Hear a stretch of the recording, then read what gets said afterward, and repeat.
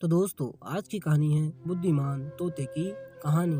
बहुत समय पहले की बात है। एक घने जंगल में एक तोता अपने दो बच्चों के साथ रहता था। उनका जीवन खुशी खुशी बीत रहा था। एक दिन जंगल से गुजरते एक शिकारी की दृष्टि तोते के बच्चों की खूबसूरत जोड़ी पर पड़ी। उसने सोचा कि राजा को देने के लिए ये तोते बहुत सुंदर उपहार हैं। वह उन तोतों को पकड़कर राजा के पास ले गया। जब उसने वह तोते राजा को उपहार स्वरूप दिए तो राजा बहुत खुश हुआ और शिकारी को उसने 100 सोने के सिक्के इनाम में दे दिए। राजमहल में लाए जाने के बाद तोते सबके आकर्षण का केंद्र बन गए। उन्हें सोने के पिंजरे में रखवाया गया। हर समय सेवक उनके आगे पीछे दौड़ते रहते। नाना प्रकार के ताजे फल उन्हें खिलाए जाते। राजा उनसे बहुत प्रेम करता था। राजकुमार भी सुबह शाम उनके पास आकर खेला करता था। ऐसा जीवन पाकर दोनों तोते बहुत खुश थे।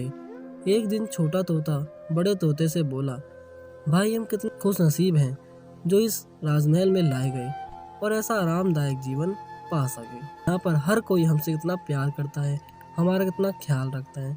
हाँ भाई, यहाँ हमारे ज़रूरत की हर चीज़ बिना मेहनत के हमें मिल जाती है।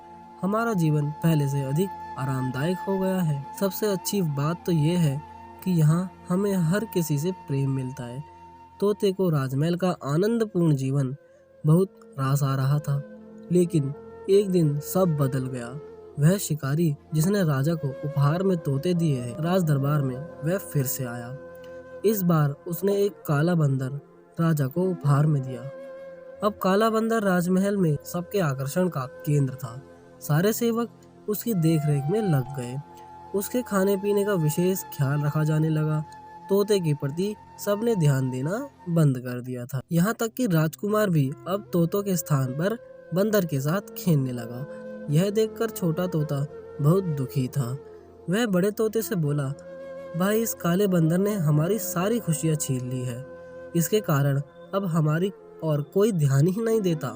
बड़ा तोता बोला, कुछ भी स्थायी नहीं रहता मेरे भाई, वक्त बदलते देर नहीं लगती। कुछ दिन बीते। बंदर था तो शरारती। एक दिन उसने महल में बहुत उत्पात मचाया, सेवकों को बहुत तंग किया। राजकुमार भी उसकी हरकत से डर गया था। राजा को जब बंदर की कारस्तानी पता चली तो उसने उसे जंगल में छोड़ आने का आदेश दे दिया। आदेश का पालन कर बंदर को जंगल में छोड़ दिया गया।